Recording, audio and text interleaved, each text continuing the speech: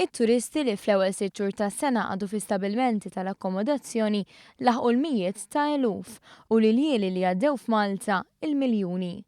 Bejn Jannar u Ġunju kienu 725,779 it-turisti li għaddew l-ilieli f'xi wieħed mill-istabilmenti tal-akkomodazzjoni f'pajjiżna li jfisser żieda ta' 1.6% fuq is-sena li għaddiet. L-ilieli li dawn għaddew f'pajjiżna telaw għal 3,900,000 lejl, żieda ta' 1.4%.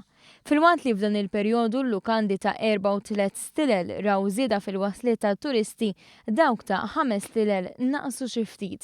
Għalkemm f'dak li huwa numru tal-ilieli l-lukandi tal-5 stilel xorta raw żieda.